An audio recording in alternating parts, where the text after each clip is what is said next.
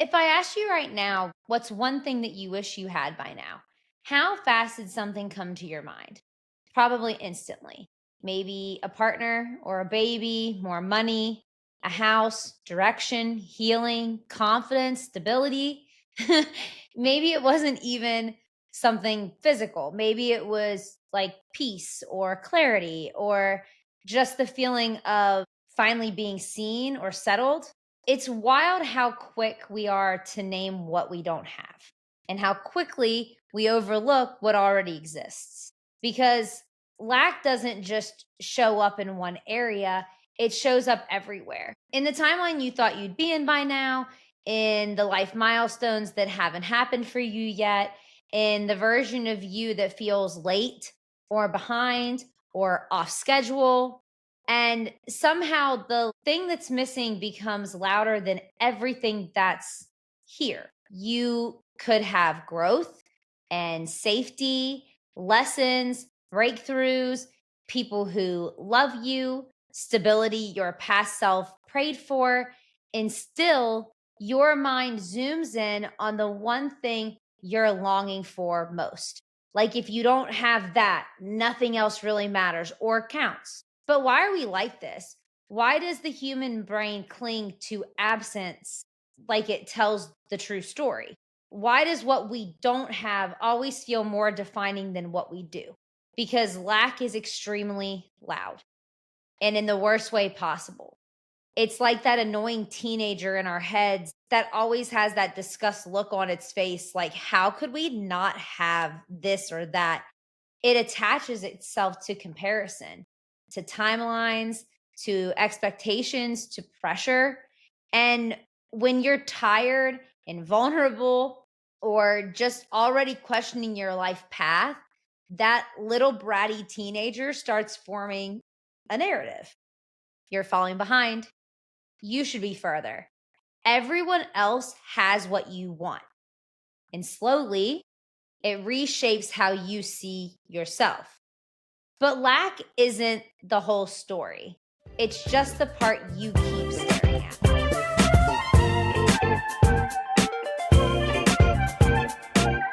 So, welcome back to Chasing Stability, where today we are talking all about why lack gets way too much credit. Why the one thing you don't have hijacks the narrative of everything that you do, and how to stop letting absence define your value and your worth and your joy. Because most of the time, what feels like missing is just a chapter that hasn't arrived yet, not evidence of failure, not proof of unworthiness, not a sign that something's wrong with you, just unfinished timing. You are not behind just because your timeline looks different, and your life is not incomplete just because one chapter hasn't opened. Because what often gets overlooked in the noise or the waiting is how much you've already built. The growth no one applauded, the healing you never thought you'd reach, the strength that came from things you didn't ask for but survived anyway. And a lot of what you're longing for will come, or I hope it will come. It's just not arriving on your schedule. And that doesn't mean you're failing. It just means you're still unfolding. So, why do we focus on the lack then? And the answer has to do with how our brains are just wired. The brain is not wired to celebrate fullness, it's wired to scan for threats. That's just how it works, which means it naturally pays more attention to what feels unresolved or uncertain or unfinished. Not because your life is empty or it lacks in any kind of way, but because your mind is trying to keep you, quote unquote, safe. So the one thing you don't have yet, the marriage, the baby, the money, the stability, the next chapter, the clarity, the glow up, the list goes on and on. Your brain treats it like a warning sign instead of a work in progress. It becomes the emotional red flag your mind circles over and over again, like, see right here, something's wrong. We should panic. And that's how lack starts to feel bigger than your reality. Not because it actually is, but because your brain keeps putting it under a spotlight while dimming everything else. You don't stop having good things, you just stop noticing them. And comparison makes it so much worse because now lack isn't just personal, it's competitive. You're not just thinking, I don't have this yet. You're thinking, everyone else does, right? You scroll, you see the engagements, you see the weddings, you see the pregnancies, the promotions, the vacations, the anything that's amazing.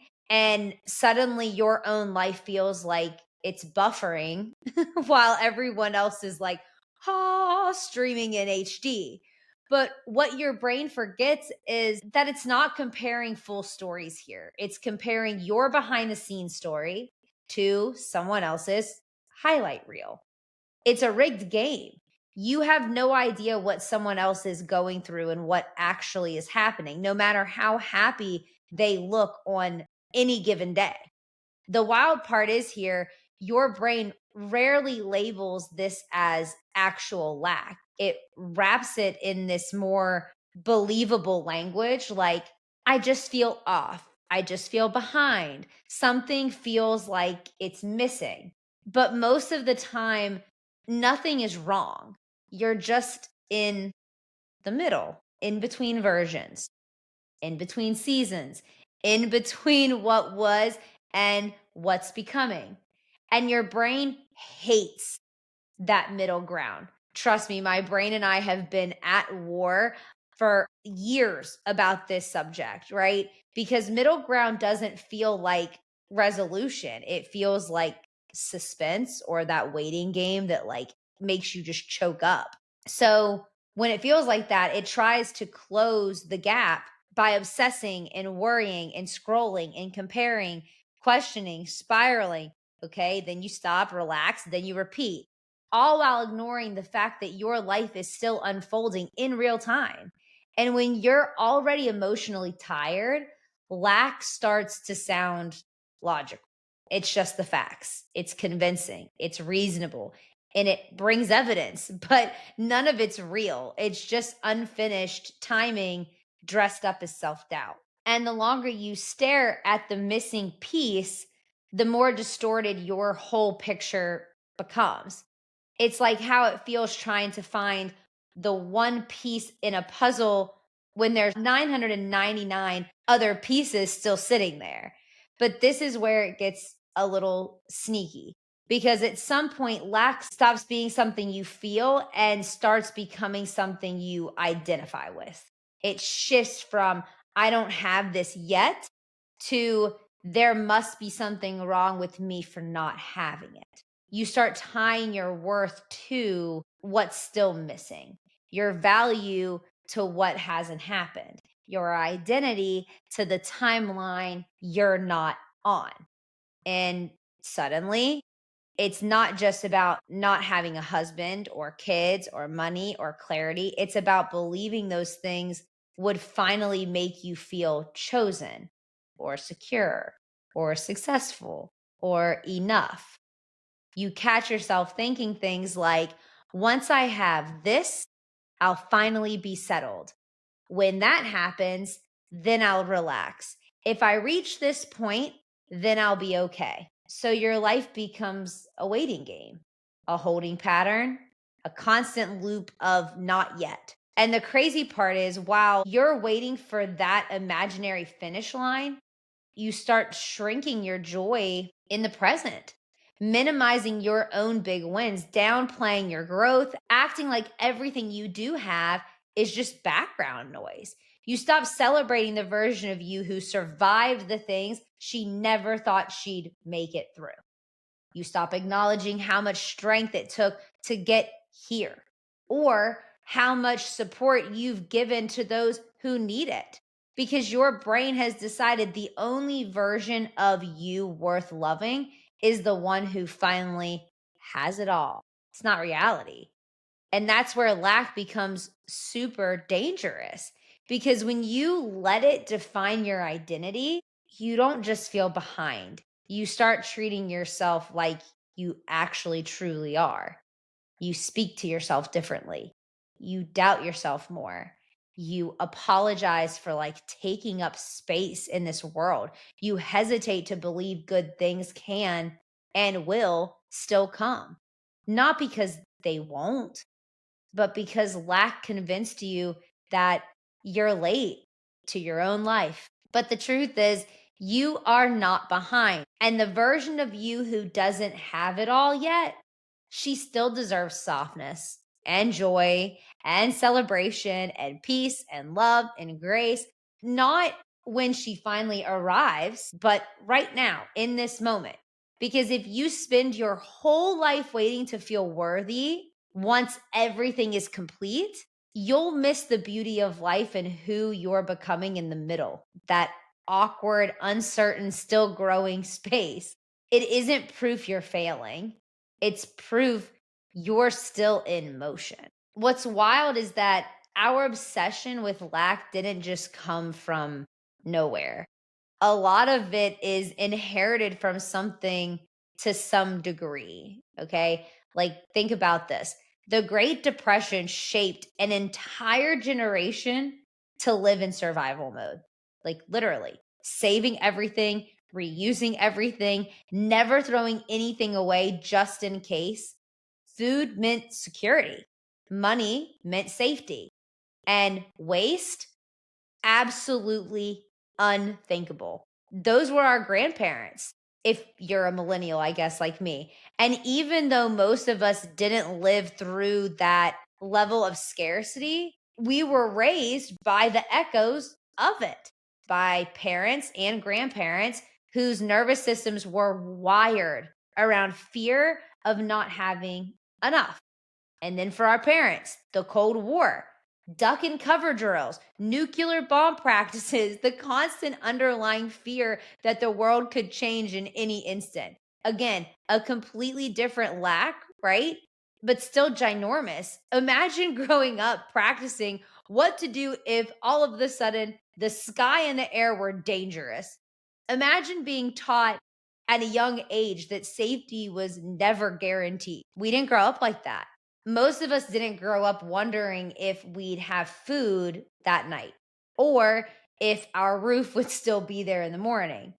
But we did grow up watching the world change faster than any generation before us. We were old enough to remember 9/11, to feel the fear without fully understanding it, to watch our parents panic at a world that suddenly didn't feel as safe anymore. And then we watched the internet, social media, and constant comparison slowly rewrite what enough looked like. So, yeah, we still live like something is missing, but yet again, it's a completely different type of lack.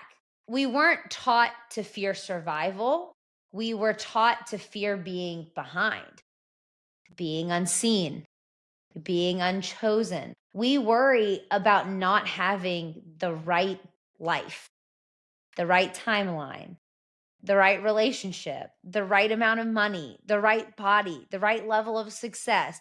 Our ancestors feared for survival, and we fear for significance. They worried about bread and shelter. We worry about fulfillment and love and purpose and belonging in comparison. And sometimes I think we forget how much stability we actually stand on. We forget that for many of us, safety isn't the crisis, dissatisfaction is. Not because we're ungrateful, but because we've spent so much time focused on what we don't have that we stopped noticing how much we actually already do. A warm bed, running water, food that we don't have to ration, opportunities they never had access to, a voice, a choice, a future. And yes, our lack can still feel real. Loneliness is real. Financial struggle is real. Grief is real. But what we're naming here isn't the absence of survival. It's the absence of contentment in a world that constantly tells us more is still missing. We're not wrong for wanting more. Growth is human, desire is human, evolution is human. But when wanting more turns into feeling like nothing ever is enough, that's when lack stops motivating and starts consuming. And maybe the shift isn't about shaming ourselves for having it better off, but reminding ourselves that we're blessed in so many ways they weren't. So instead of asking, what don't I have yet? Maybe the softer question becomes, what do I get to appreciate right now? Because once lack is in like your headspace, it doesn't just sit there quietly. It starts talking. And the scariest part is it sounds like your own voice. Lack will make you believe you're behind just because your life doesn't look like the dream you wanted that someone else is living in front of you. It'll whisper that you're running out of time, that if it hasn't happened yet, it never will, that you should feel guilty for wanting more and ashamed for not having it yet, all at the same time. Lack loves urgency. It rushes you into relationships you shouldn't be in. It convinces you to stay somewhere that feels wrong because at least it's something. It tells you that temporary seasons are permanent realities. And suddenly you're not making choices from peace, you're making them from panic.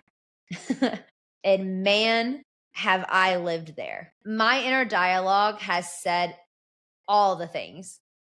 Everyone else is moving forward and you're stuck. If you don't grab this now, you'll miss your chance. You should be grateful. Don't ask for more. People like you don't get everything they want. And what's kind of crazy is none of that is true. That's fear pretending to be realism. It's survival mode pretending to be logic. Lack turns perspective into pressure. It makes you measure your worth by the timelines and compare your journey to someone else who's in chapter 20 of their life versus you who's in chapter 7. It makes abundance feel irresponsible and contentment feel lazy, when really it's just afraid of you realizing how much you already have. Because once you stop believing the lies of lack, you stop living in scarcity. You stop chasing out of desperation. You stop making decisions from fear. And that's when lack loses its power. That's when you start seeing everything more clearly. That what you don't have isn't defining you, and what you do have has been holding you this whole entire time. What lack says doesn't just stay in your headspace, though. It changes the way you move through the world if you let it get that deep. It shifts your posture, your choices, your urgency. When you start believing you're behind, you rush everything. You say yes too fast. You cling to situations that don't deserve permanence in your life at all. You settle for almost because the fear of having nothing feels louder than the fear of choosing wrong. Lack turns patience into panic. It makes you chase things that were never meant to heal you. It convinces you that silence is failure and rest is laziness. And eventually it starts rewriting how you see your true, authentic self. You stop saying, I'm building, and start saying, I'm failing. You stop honoring your pace and start apologizing for it. You look at your life and reduce it to what's missing instead of acknowledging how much and what is still growing. That's when self worth gets tangled into the timelines. That's when decisions start coming from desperation instead of discernment. That's when you mistake urgency for motivation and anxiety for drive. Lack doesn't just move you, it moves you out of alignment. It trains you to act from scarcity instead of trust, to choose from fear instead of clarity, to treat your life like a problem instead of a process. And the saddest part is we don't even realize how far we've drifted in those circumstances because the voice of lack feels like logic in all of it when it's really just insecurity dressed up as truth. Most of us are already standing inside prayers that we once whispered. We just don't recognize them anymore because they've become our normal. Your own living space, your house, your dream car, the body that carries you around, the health that keeps you alive, the job that you once stressed about getting, the independence, the peace, the version of you that survived what almost broke her. There was a time you begged for the stability you now overlook, and a time you hoped for the quiet you now call boring, a time you dreamed of being exactly where you are, even if it wasn't perfect, even if it wasn't finished. And that doesn't mean you're not allowed to want more, right? Growth is natural, 100%. Our desire is constantly changing as we are. But there's a difference between striving for gratitude and striving for emptiness. Because when you pause long enough to look around, you start to see it. You're not just surviving, you're living inside milestones you didn't think were possible yet. You're becoming someone a past version of you would have envied. And this is something that I struggle with now, and I still have to remind myself constantly. There was a version of me who couldn't walk without help, and, who was scared to leave the house, who couldn't imagine ever lifting weights and being in a gym working out ever again, let alone running or driving or moving through the world freely. Working out and lifting heavy felt impossible back then. So did something as simple as going to get my nails done with a friend. Now I'm back to working out. I'm moving my body. I'm living inside a strength I once grieved. And yet sometimes I still catch myself feeling behind, like I'm not healing fast enough, not doing enough, not progressing the way I feel I should be. But then I remember that little girl, the one who would have cried in relief just to feel this kind of normal again. And suddenly the life I'm criticizing becomes the miracle I once desperately prayed for on my hands and knees. The problem isn't that you want more, it's that you've stopped seeing what's already here, right in front of you, what you're standing in. And when you finally notice that, lack starts losing its grip. Urgency softens, comparison quiets, and gratitude becomes a lens instead of a forced exercise. You realize you were never as behind as the voice told you. You were just standing in a dream that had finally gotten familiar. But here's what I keep coming back to. Spiritually, lack isn't God's language. Fear is loud. Scarcity is demanding. Urgency feels like super chaotic. But God that we know is steady. He's not frantic. Lack tells you to clench your fist. God asks you to open your hands. Lack says you're running out of time. God says, I am your provider. When you really think about it, everything God does is rooted in fullness, not in panic, not in desperation, not in this anxious race to get more before it's gone. He doesn't rush blessings, He prepares the vessels. We're the ones who start measuring our worth by what we don't have yet. We're the ones who decide something must be wrong because it hasn't shown up yet or gone our way. But God doesn't operate by our clocks or comparison, He operates by purpose. And sometimes the reason it feels so quiet, like the reason it feels slow and the reason it feels like nothing is happening, isn't because you're being truly denied. It's because you're being shaped for the blessings and prepared to be able to actually hold them and not fumble them. Lack makes you believe you've been abandoned.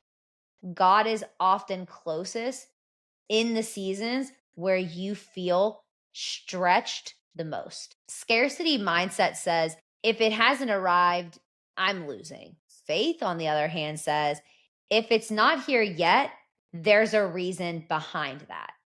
And that shift, that can change everything. Because when you start seeing your life through God's lens instead of lack's lens, you stop treating waiting like punishment. You stop seeing not yet as rejection. You begin understanding that delay isn't the same thing as denial. And this is where grace and gratitude really come in, because joy doesn't just happen when everything finally like shows up and starts going your way. Joy is born when you notice what's really been laid at your feet, when you thank God for what you have instead of resenting what you don't. Gratefulness doesn't minimize your desire, it softens your spirit while you wait for them. And grace just teaches you how to rest inside the life you're still building. God doesn't reduce you to what's missing, He calls you by what's being made whole. And if we really believe that, we'd stop moving in want. We'd stop chasing validation. We'd stop looking at our lives like unfinished failures instead of unfolding stories.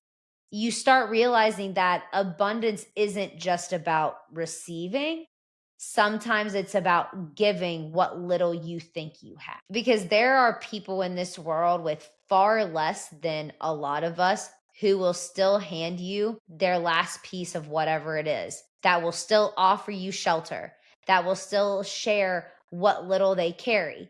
And somehow they're the ones full of warmth and faith and quiet joy, not because they have more, but because they understand sacrifice and generosity and trust. There is a kind of joy that only comes when you choose to give, when you act with compassion, when you live open handed instead of clenched and holding on to what's yours. It's a kind of joy that surprises you, and it's a joy that stays, because abundance isn't just about money or milestones or timelines or who's doing this and who's doing that.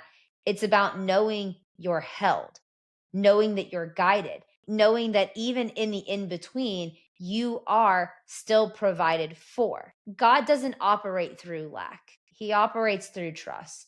And when you start understanding that God doesn't operate through lack, something inside you shifts, because suddenly abundance isn't just a feeling, it becomes a posture. It becomes a way you move through the world, a way you breathe, a way you choose. You realize that faith without action is just wishful thinking, and gratitude without practice eventually fades back into anxiety. So, yes, grace definitely brings joy, giving brings joy, sacrifice brings joy. But joy also shows up when you start partnering with God in the small everyday choices that retrain your mind and soften your spirit. You don't just heal a scarcity mindset by thinking positive. You outgrow it by practicing differently. Lack loses power when you stop feeding it. So here are some actual real things that I've started doing that feel like they're starting to shift that narrative for me in my real life. Name the lie when it shows up. When your brain says, I'm behind, I don't have enough, everyone else is winning but me, blah, blah, blah, blah, blah. Don't just accept it as a fact. Pause in your life and genuinely tell yourself, no, that is a lie. That is not a truth. And follow it up with something that you're grateful for and that is true. Awareness starts to break the spell. Another thing you can do is replace your uneasiness with presence. Lack makes everything feel urgent, like you have to fix your entire life by next Tuesday. But instead, bring it back to right now. Ask yourself, am I safe today? Am I provided for today? Most of the time, the answer is yes. And that's where peace lives. Stop scrolling when comparison starts to creep in. Comparison is lack's favorite like little playground. If you feel the spiral starting, step away instead of punishing yourself for feeling it. That's not weakness, that's wisdom. Put the phone down and go do something that's actually hands on. Another thing is practice intention with gratitude, not force positivity. Not be grateful because you should feel grateful, but actually be grateful because you truly, really are. You can look in your life and see it. I'm thankful for the people that are in my life. I'm thankful for my body that carried me throughout another day. Gratitude shifts your focus from what's missing to what's sustaining you. Even if it's like a small gratitude step toward the bigger thing that you're working on actually achieving. Speak abundance over your life. Even when it feels awkward, the words you repeat become the world that you live in. Start replacing the I never have enough with I am being provided for. Not because life is perfect, but because your mindset is choosing trust. It's not an easy one, but it works even through tears if you let it. Another one is stop treating milestones like finish lines, marriage, money, success, healing. You are not on hold until the next big thing happens in your life. Life isn't unlocked later. It's happening now, all around you, every single second of every single day. Last one, create a lack ritual. When you feel like lack creeping in, do something grounding, touch something physical, say a prayer, take a breath, write down 3 things that you already have in your life that you love. Interrupt that spiral before it becomes the new identity, because lack isn't just a feeling, it's a habit. And habits can be unlearned. You don't beat lack by getting everything you want. You beat it by realizing you're worthy even before it arrives. And the moment you stop letting lack define your value is the moment peace starts to take its place. So try them out. Let me know how you feel. And we've reached the part where I want to leave you. We spend so much time staring at what's missing that we forget to look around at what's already holding us. We call our lives behind when honestly, we're just mid chapter living away. We panic over what hasn't arrived while standing inside prayers we've prayed for years. There was a version of you who wished for the life you have right now, the version that gets to breathe, the version that gets everything they ever wanted, that gets the dream, that gets to rest, that gets to hope again. And lack will try to convince you that you're still empty after even not having all those, that you're not good enough, that joy belongs to other people in other timelines and other lives way far away from you.